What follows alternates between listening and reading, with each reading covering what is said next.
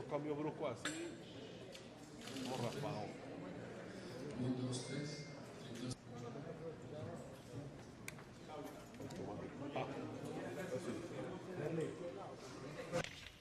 Realizando el estudio del caso, en esta oportunidad, esta sala plena resuelve lo siguiente.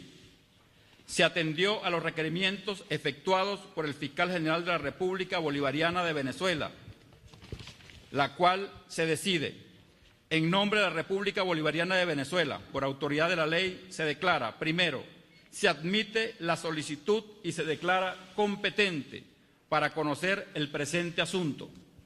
Segundo, decreta y acuerda continuar con la investigación. Segundo, prohibición de salida del país sin autorización hasta tanto se culmine la investigación.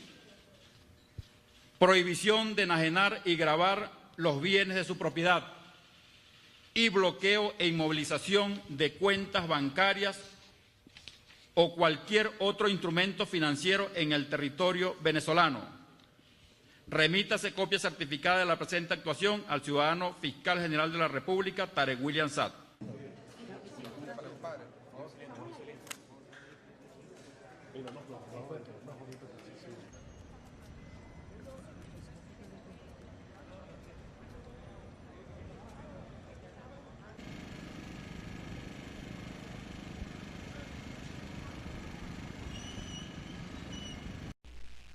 We, the Jewish Bundesdiaspora movement, do not recognize Juan Guaidó as the leader of the Venezuelan country and people. We, the Jewish Bundesdiaspora movement, only recognize the democratically elected President Maduro. Ninguno, porque Rusia es un país independiente, soberano. Las empresas rusas son empresas muy poderosas en el mundo, que tienen su propia ingeniería financiera, logística. Y PDVSA es una empresa de un país soberano. Primera vez en la historia que pasa. Eso te dice el nivel de desesperación que tienen en la Casa Blanca, porque no pueden con Venezuela. Es muy delicado.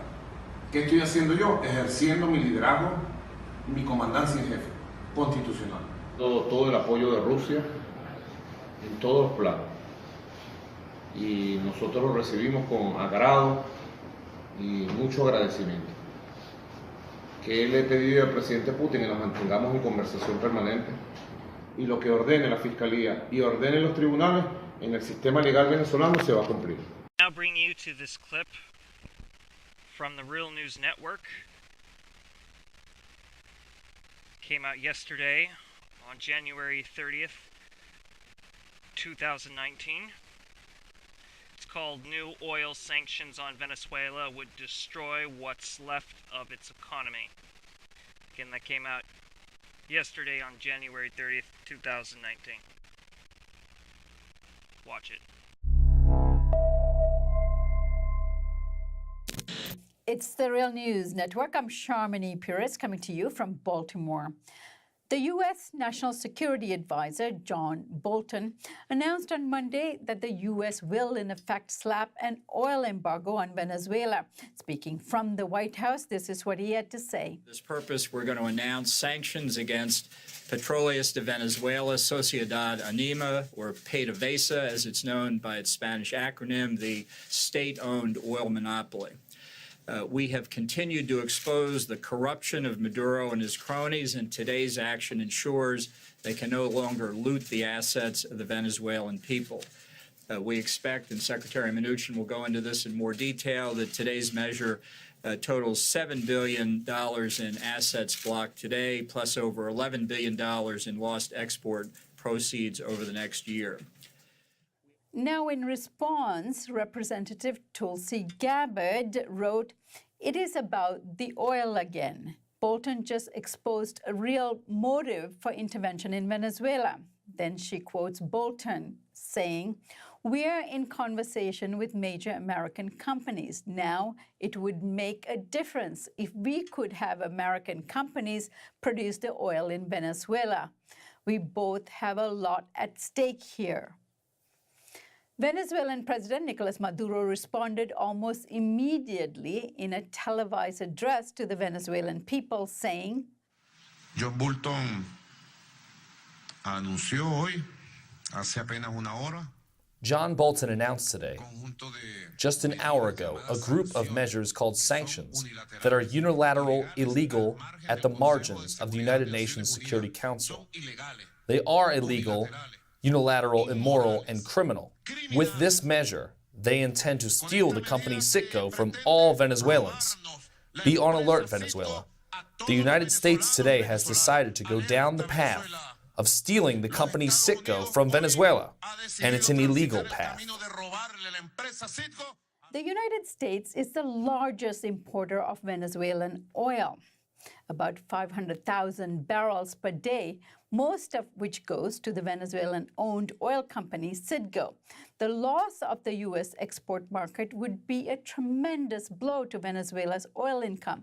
According to Bloomberg, the sanctions against Venezuela's oil company will likely have ripple effects that make it difficult and impossible for it to export oil to other countries as well. In other words, make the economy scream. Joining me now to discuss all of this and the sanctions on Venezuela is Mark Weisbrot. Mark is the co-director of the Center for Economic Policy Research. Thanks for joining me, Mark. Thank you, Sharmini. All right, Mark. Now, these latest sanctions on Venezuela are meant to pressure President Nicolas Maduro into resigning. Now, according to Venezuela's opposition, Maduro is illegitimate, and the new president of the National Assembly, Juan Guaido, should be the country's new president instead. Just how much economic pressure will these latest sanctions create, and what kind of turmoil will this mean for the Venezuelan economy? Well, it'll be a huge blow to the economy. And, you know, the economy's already shrunk by about 50% in the last 5 years. That's the worst depression recorded in Latin American history. And even before these sanctions were announced, just on the news of the recognition of a parallel government, economist Francisco Rodriguez, who's the economist who probably knows the Venezuelan economy better than anyone in the world. He works for, he's chief economist at Torino Capital, a Wall Street investment banking firm. And he had estimated that the economy would shrink 11% a year, and he upped that to 26% shrinkage of the economy this year, which is, you know, Great Depression levels. Actually more than that if it happens in 1 year. And that was on the basis of the recognition of the parallel government. In other words, by recognizing the parallel government and saying that the current government is illegitimate and subject to and can't receive money for its oil. That's basically what they were saying. The money would go into an account, or it would go somewhere designated where it would supposedly go to the parallel government. So that was effectively an oil embargo right there. And that's perhaps why Bolton announced an actual oil embargo today, because it was already part of the decision to recognize the parallel government. And this would just destroy what's left of the economy. And it would kill a lot of people. I mean, the embargo has already killed many Venezuelans, because this is the source of dollars for the Venezuelan economy. And that's what's used to import medicines. You know, when the government had money, there were about $2 billion worth of medicines being imported, and the sanctions already took $6 billion out of oil production, and this would knock off about, again, the decision to recognize the parallel government would knock about half of their oil revenue off over the next year. And so that's what the numbers you're talking about are enormous. They're basically all the remaining imports that the country could have. So for sure, that will kill a lot of people if they actually do it. All right, Mark, now there are some rumors out there that the money that has been frozen in terms of Citgo and whatever money the U.S. could access in terms of PDVSA holdings has been funneled to one Guaido so that he could use this money. And Maduro was, of course, in that statement saying all of this is illegal. So respond to the legality of all of this, if you can, and if you cannot, how real is this? What do we know about these funds being funneled to Guaido? Well, it's all illegal, of course. I mean, the sanctions that Trump imposed in August of 2017, or you can go back further to the Obama sanctions in March of 2015. These sanctions have always been illegal under the OAS Charter, under the UN Charter, under the treaties that the U.S. has, various international conventions that the U.S. is a party to, and also under U.S. law, because the president has to state, in order to impose these sanctions in the executive orders going back to 2015, both Obama and Trump have had to say that under our law, that Venezuela poses an unusual and extraordinary threat to the national security of the United States, which everyone knows is false. And so on that basis, it's really not even legal under U.S. law, because the president is stating something false in order to comply with the law. All right, Mark, so what recourse does the Venezuelan government of Maduro have at this point? Is there any way they can circumvent and minimize the effects this will have on the economy? Well, they'll have to sell oil elsewhere. They'll have to try and get help from elsewhere. They'll have to redirect their exports. I don't see really how, I don't really see what they can do to, without some help from other countries, I don't see what they can do to make up for this kind of a terrible blow to the economy. And of course, that's the purpose of it. You know, for the past year or two or more, there's been this narrative in the media that all of this is directed to pressure the Maduro government, the Venezuelan government, to do certain things. Now, latest it's been to hold new elections. Previously, it was other demands. But this was never true. The purpose has always been to increase the suffering in Venezuela to the point where the government's popularity falls so much that the military intervenes, or somehow through violence, the government is overthrown. That's the actual strategy, and it's of course become much clearer now.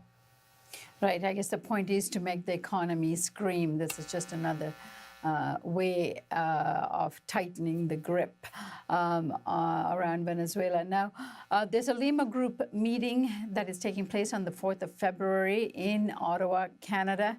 And of course, this would be on the topic for conversation. What do you predict will happen between now and when that meeting will take place? Well, you know, the international context is very important. I think it's important for people to understand this, because again, the media narrative is kind of a clash of civilizations narrative. On the one side, you have this so-called authoritarian government in Venezuela, and you have China and Russia and Turkey recognizing the government. And then you have the so-called democratic countries. But the Latin American countries that are aligned with the U.S. are almost all right-wing governments that are doing what the U.S. wants. And and in Europe, it's very interesting too, because you have now Germany and France and the UK and Spain all gave this ultimatum, this 8-day ultimatum. And this was the result of one person really being flipped, which was the Prime Minister of Spain, who some of the other countries, especially Germany, tend to follow on Latin America. Pedro Sanchez, who was opposed to the Trump sanctions, decided to go over to the Trump side. Who knows what the pressure was or what they offered him. So this is really a kind of a coalition of the willing, like in the Iraq War. It's not this clash of civilizations at all that's presented in the media. And if you go back to 2013, you can really see this, because in 2013, Maduro won the election, and there was absolutely no doubt about it whatsoever. No doubt about the vote count, no doubt about the election. And everyone in the world recognized it, except the United States, and at that time they had just the right-wing government of Spain and the head of the OAS. And then those two peeled off, and it was only the U.S. by itself saying this election was not valid and the president was not legitimate. And then they had to give in. So you see, even when the whole world recognized the election, the U.S. tried to side with the opposition, who was in the streets with violent protests, trying to topple the government, even though there were no doubts about the election whatsoever. So this shows you how fake the whole thing really is. It has nothing to do with elections or democracy or this clash of civilizations that they're creating. It's just about the same regime change that they've been trying to do for 17 years. All right, Mark, we'll leave it there. I thank you so much for joining us, and I'm sure there'll be plenty of more opportunities in the near future to talk to you about what's going on in Venezuela. I thank you for now. Thank you, Sharmini. And thank you for joining us here on the Real News Network. Next up, we have a video from RT. This video is called EU Passes Resolution Recognizing Guaido, whatever the fraud's name is, as Venezuelan president. Let me try to actually do that for you this time.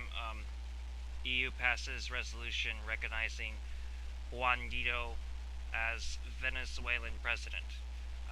This was published today on RT's YouTube channel. It was published today on RT on January 31st, 2019. That's today. With the international community's gaze on Caracas, many Western capitals have followed in Washington's footsteps and thrown their weight behind the oppositions. Indeed, in the past few hours, the European Parliament passed a resolution recognizing Juan Guaido as Venezuela's interim leader. Beside me here on screen, as you can see, Peter Oliver, Europe correspondent, to speak more on that. Hi, Pete. What exactly does this resolution have to say for itself? Well, it sailed through in Brussels. The exact wording of the resolution points out that it recognises, or the European Parliament recognises, Juan Guaido as the legitimate interim president of the state of Venezuela. It rejects any proposals or attempts at violence to try and solve the situation, and supports the UN Secretary-General's call for an independent and full investigation into deaths that have taken place in Venezuela. Here's what the EU Parliament had to say as they passed that resolution. The European Parliament is the first European institution to do this, and we would ask member states to do the same as quickly as possible in order to ensure that we have a strong, unified European position.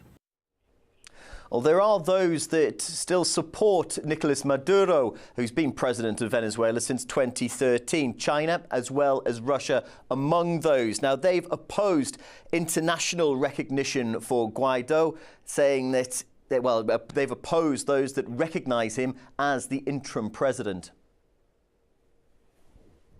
He is not a self-proclaimed president.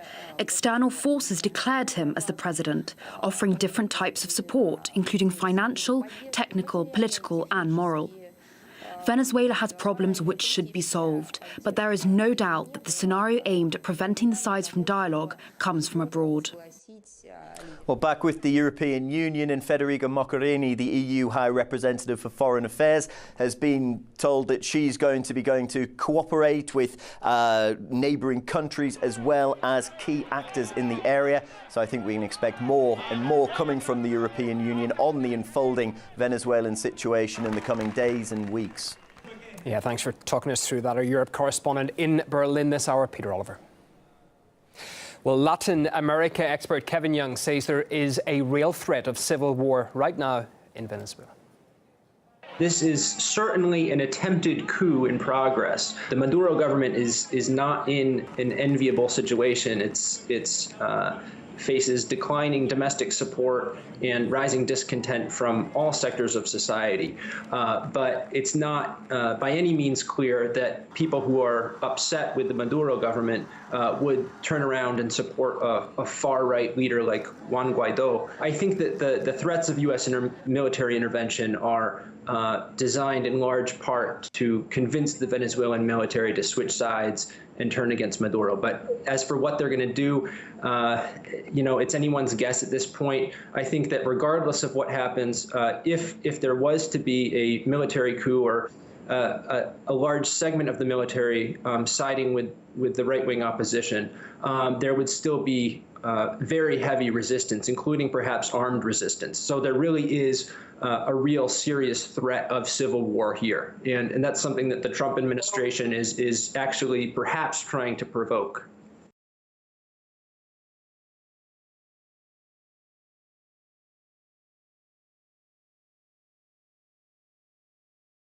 To see right now that as we compile this, that it's going to be nightfall by the time we have finished this video, which is perfectly fine. That's fine. I don't have much of a problem with that, except for the part where I really wanted this done hours ago. So my only problem with it is, well, pretty much everything. But it's okay. This is a subject that has to be talked about. So, this next video is from the Finnish Bolshevik. This video is called Right-Wing Coup in Venezuela. It was published not too long ago on January 29th, 2019. Hello comrades, it's the Finnish Bolshevik. To be honest, I did not expect another coup in Venezuela. The US already tried a military coup against Chavez, so I didn't think it was likely that they would try to do the same thing again. Well, I guess it is slightly different. The Bolivarian administration has been able to stay in power for two reasons. It has the support of the people, and it has the loyalty of the military. So after the failed military coup in the early 2000s, they managed to get rid of treacherous elements in the military and secure that the military is loyal to the government. So that's why this coup that the US is now pushing is kind of a coup d'etat light, if you will. It's not a military coup. It's something else. So basically what has happened is that Nicolas Maduro, the socialist candidate, won the elections.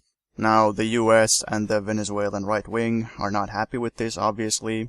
Maduro's election victory was pretty much a given. Most of the opposition actually boycotted the presidential elections. They didn't think they were gonna win, so they decided to boycott, so that they could then claim that the elections were rigged. But that plan kinda fell apart because only some of them boycotted and some of them didn't boycott. Anyway, the right wing didn't win. They never had enough support to realistically win elections. So that's why they have chosen other tactics. Other tactics include, obviously, the economic sanctions against Venezuela, economic warfare against Venezuela. Before this, it was mostly, basically, just sabotage and outright terrorism that they were doing against Venezuela. You had the failed assassination attempt against Maduro when they tried to fly an explosive drone towards him. Last year, the US was obviously feeding lots and lots of money to the Venezuelan opposition and supporting these violent armed riots where they would shoot leftist activists and they would try to set hospitals on fire and they would try to set factories and things on fire. after the Venezuelan Supreme Court sided with Maduro and supported his reform of the parliament, the right-wing terrorists actually bombed the Venezuelan Supreme Court building, or at least they tried to. So I was expecting that they would continue this trend of just like basically violent terrorism, bomb attacks, and continuing the sanctions and whatnot, but turns out that they tried something else. So they have kind of adopted a hybrid strategy, because it's not quite a military coup, but they also knew that they wouldn't win elections, so it's kind of a hybrid coup. Basically, the opposition frontman or leader, Juan Guaido, I'm not sure if I'm pronouncing that correctly, but he's the opposition mouthpiece, the opposition frontman, and he basically just proclaims himself president, which is technically treason, I suppose. Technically, that is a coup. If you just say, I didn't win elections, but I proclaim myself the president, and now the military should put me in power. Well, the military didn't put him in power, so it failed. There were more anti-government protests by the right-wingers, but basically what has now happened is that various other countries, obviously the US, Colombia, various Western imperialist powers and right-wing puppet states of those imperialist powers have now said that they recognize Guaido as the Venezuelan president, even though he didn't win elections. So they are trying to support this coup, and they say that they don't recognize Maduro as the president, even though he did win elections. So once again, the West is meddling in South America, trying to overthrow democratically elected presidents. Same old story. It is very serious, though, because the opposition candidate is trying to get the military to support him. If the military would support him, then this might work. But even that's not a given, because the last time when they actually had a full-on military coup, the Venezuelan masses were still able to prevent it and rescue President Chavez when they tried to coup him.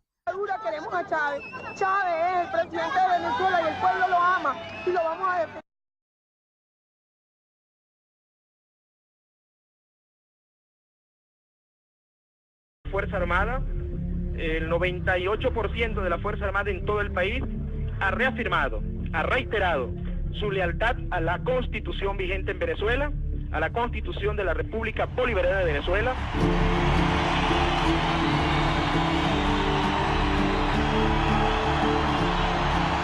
Roared on by huge crowds, the Presidential Guard who had gone into hiding retook the palace, and the plotters fled. Some interesting features about this is that the ruling class is not entirely united on this, and you also see a fair amount of liberals who don't support this coup, which is pretty strange. Typically, the liberals have always supported American wars and American interventions, and then only complained afterwards. At least the mainstream liberals have always championed those when they were going on. If you look at Fox News, the conservative media in the US, of course they support the coup. The mainstream liberal CNN supports the coup, but some others, such as The Guardian in the UK, which is considered a liberal publication, is a bit skeptical of this coup. They don't really support it, which is interesting. It seems to be because basically there is this power struggle in the ruling class. Some are pro-Trump and some are against Trump. The Guardian is painting this as not a coup of US imperialism, but Trump's coup. Oh, look, Trump is doing this. Well, no, this is really the same thing that American capitalism and American imperialism has always done. This is not something specific to Trump. But the more left-leaning liberals who are not in the mainstream, the Young Turks, Kyle Kulinski, and Jimmy Dore especially, seem to be against the coup, which is very good. Liberals need to finally wake up and understand that this is what capitalism is. This is what global superpower capitalism, also known as imperialism, is. They want to go in there because Venezuela has oil and a bunch of other things, and the US doesn't like independent countries in South America. It likes puppet states. This is not because the US is just evil randomly or something. No, the US isn't randomly evil. The US is just the leading capitalist power. They're going in there for the resources, for the profits, for the profit motive. This is inevitably what is going to happen in a profit-driven, money-driven system. The profit motive is entirely antithetical to democracy, as has been demonstrated time and time again. Okay, now let's talk about Maduro's strategy. So, immediately when this coup began. Jason Unruh, as expected, made a video about it because he always puts out news about current things. And he was very critical of Maduro, saying how Maduro should just implement full-on working-class control, working-class power, or as we Marxists call it, the proletarian dictatorship. Not dictatorship in the sense that it's an undemocratic one-man tyranny or something, but a proletarian dictatorship in the sense that the proletarian class, the working class, has power. They are the ones with the power. Because right now, Venezuela has two powers. There's the capitalist power and there's the working class power. So Jason was saying, why doesn't Maduro just implement full-on working class power? Why doesn't he strip the capitalist class of their power already? Because they are always trying to do stuff like this. The capitalists don't care about democracy, so why should we be so nice to them, basically? If they don't care about democracy, they're constantly trying to coup the government. Why shouldn't we suppress them politically? From a legal standpoint, that would kind of make sense, because the opposition, I've always said that the opposition is not legitimate because they are not a real opposition. They're merely a US puppet. They're a foreign agent. They are a foreign actor. The opposition wouldn't even exist if the US didn't give them so much money. That is their lifeline, is the money they get from the US. So they're not a native opposition. They're a foreign puppet. And the people who are now doing the coup are clearly guilty of treason. So from a legal standpoint, it would make sense to just put them away and to repress them. So why doesn't Maduro do that? I don't think Maduro is like such a pacifist or something that he's just committed to a totally reformist, legal and peaceful solution to everything. He may be, but I don't think that's the real reason. I think the real reason is a tactical one. I think Maduro, in all the things he does, doesn't want to give the US any kind of excuse to intervene more than they already do. I think that is the real reason why Maduro has tolerated the opposition's terrorism for as long as he has. The US has put sanctions on Venezuela because the US actually claims that Venezuela is a threat to the US, to US security. I'm not joking. The US has said that Venezuela is a threat to American security, which is laughable. Absolutely laughable. So the US has sanctions on Venezuela. If Maduro was to stamp out all the terrorist elements and all the opposition puppets of the US, then the US would say, oh look, Maduro is a dictator, now we can go in. And it would be a much more convincing case than it is now. If Maduro now goes and just arrests the opposition leader and cracks down, the US might take that as a convenient excuse to invade. It kind of seems that they're trying to build towards that right now, because they're trying to get all these other governments to recognize the opposition. They're trying to build some kind of international capitalist coalition to give themselves more legitimacy so that they could then intervene militarily, possibly do what they did to Libya, like they bombed Libya to absolute ruin, and then they said, oh, it wasn't the US doing it, it was an international coalition. Well, what does that mean? The US and its allies, basically. So I think Maduro has calculated that this coup is not going to succeed because the military supports Maduro and the people support Maduro, so... And then it's just going to eventually die down. Maduro is going to continue in power.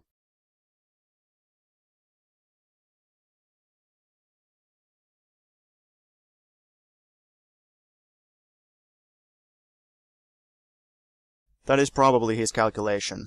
He's just trying to keep his cool, keep calm, not overreact and lash out against the opposition, because that would be then used as an excuse to invade Venezuela. That is my speculation about what is happening and why Maduro is doing what he's doing.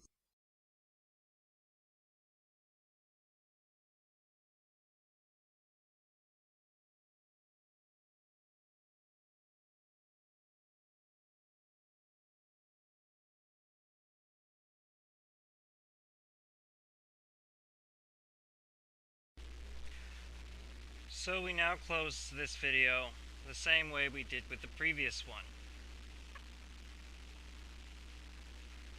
Thus, Jason the Maoist Rebel. We bring you to Jason the Maoist Rebel. This video you are about to see was published today, January 31st of 2019.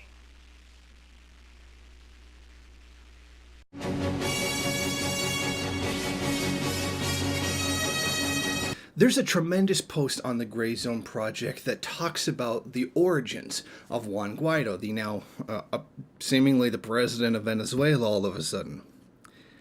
Now, they dug really far into his past. I mean, they went full investigative journalism and did an absolutely great job.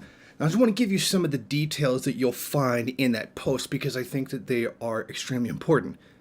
By no means is my video covering everything that's there, but it's covering, I think, some of the most important points, so I highly suggest that you go to the post itself and get all of the information. Now, before January 22nd, nobody had heard of this guy, Juan Guaido. Now, only a few months ago, he's a 35-year-old character who was completely obscure in Venezuelan politics, like a complete unknown, but he was part of a politically marginal far-right fringe group that was closely associated with some of the terrible acts of violence that have been carried out against the public in Venezuela. In other words, he, strictly speaking, is a terrorist for the most part, given the actions that his group, that he's associated with, and have probably, allegedly, taken part of himself. Okay, the guy's a terrorist, in my opinion. Okay, but after a single phone call came from U.S. Vice President Mike Pence, all of a sudden, he's declaring himself the president of the country. And this is a guy where almost nobody knew who he was until he had declared himself to be the vice president. Echoing the Washington consensus, the New York Times editorial board hailed Guaido as a credible rival to Maduro with a refreshing style and vision of taking the country forward. The Bloomberg News editorial board applauded him for seeking the restoration of democracy, and the Wall Street Journal declared him a new democratic leader. Now, meanwhile, in Canada, numerous European nations and Israel and the bloc of the right-wing Latin American governments known as the Lima Group recognize Guaido as the legitimate leader of Venezuela. Of course, calling someone who literally just declares themselves the president without even having run in an election democratic is pretty hilarious, to be perfectly honest. And when you've got great bastions of democracy like the United States and Israel on your side, then you know you're doing something right. Marco Tarugi, an Argentinian journalist and the leading chronicler of Venezuelan politics, did speak directly to the Gray Zone and said this: Guaido is more popular outside Venezuela than inside, especially in the elite Ivy League and Washington circles. He's a known character there, is predictably right-wing, and is considered loyal to the program. Now, when Washington eventually found this guy, they decided to start making him, and I'm referring to Guaido, as the face of the opposition in Venezuela. You could not get a better example of someone who was handpicked by the elite establishment. Now, he spent most of his political career in a far-right violent faction, which is about par for the course for the United States when choosing foreign leaders. Now, all of a sudden, he's been moved to the forefront in one of the most agonizingly destabilizing campaigns of Venezuela, which have occurred one after another. Now, according to polls in the country about who the public actually supports, only 20% of the population actually supports this guy. Yet you wouldn't know that from the Western news coverage, who frequently takes videos of pro-Maduro rallies and tries to pass them off as anti-Maduro rallies. Now, you see, I don't speak Spanish, but when somebody has a sign that says Viva Chavismo, I'm pretty sure he's not calling for the right-wing opposition. You see, now, I can read, I understand what Viva means, I understand what Maduro and Chavismo means. So, to the mainstream media in the United States, and possibly other imperialist powers too, if you're going to lie and say that a protest is anti-Maduro, you might want to maybe Photoshop out some of those pro-Maduro signs, because it kind of just makes you look stupid or lazy that you couldn't be bothered to get that right. I mean, I'm sure there's a large percentage of the American population who speaks fluent Spanish and would know that you're lying. Now, the Venezuelan government has suffered from assassination attempt after assassination attempt. By no means the 600 that were attempted by Fidel Castro, who seemingly, in terms of unnatural causes of death, is practically immortal. Okay, so we have the U.S. involved in a plot codenamed Operation Constitution to capture Maduro at the Miraflores Palace, another called Operation Armageddon to assassinate him at a military parade in July 2017. And just over a year later, the exiled opposition leaders tried and failed to kill Maduro using the drone bombs at a military parade in Caracas. So this is not just a destabilization campaign that has been going on for about 20 years to try to destroy the country and manufacturing political dissent, but outright attempted assassination. And we know this is the United States behind this. The world knows that the United States is behind this. Even the places that completely pretend that the U.S. isn't carrying out imperialism know that the U.S. is trying to have him assassinated. Now, on October 5th, with Chavez's popularity, this was the height.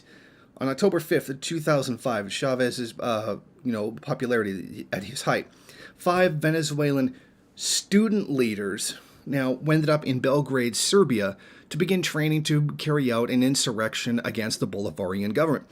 And we found this out courtesy of the Center for Applied Nonviolent Action Strategies, or CANVAS, ironically hiring people who have a violent political history while claiming to be a nonviolent organization.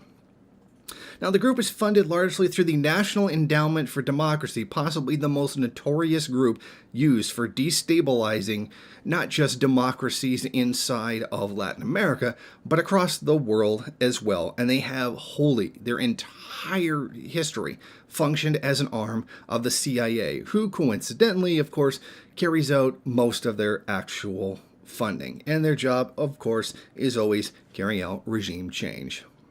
In 2007, when Guaido graduated from Andes Bello Catholic University in Caracas, he moved to Washington, D.C. to enroll in the Governance and Political Management program at George Washington University under then tutelage of Venezuelan economist Luis Enrico Berrizbiritia, and one of the top Latin American neoliberal economists. Berrizbiritia is a former executive director of the International Monetary Fund who spent more than a decade in Venezuelan energy sector under the oligarchic old regime that was eventually defeated by Hugo Chavez. In other words, he was literally trained by the dictatorship that existed before Chavez eventually came to power and abolished them. Hey, I mean, that's pretty obvious that that's how that was going to go, that he was going to end up being recruited by them to be the one to carry this out. I mean, the opposition in Venezuela is in an absolute mess. Half of them are boycotting the elections, half of them are insisting that they go through. The U.S. calls for people to boycott the election and then turns around and claims the elections are invalid because some people were boycotting them, the very boycott that they themselves called for. Okay. I call for the people in the United States to boycott their election, and no matter who wins, I declare the election to be invalid because reasons. Now, the intelligence company Stratfor and Canvas, the trainers of this cell, identified Guaido's ally, a street organizer named Jan Goicoechea, a key factor in determining the constitutional reform.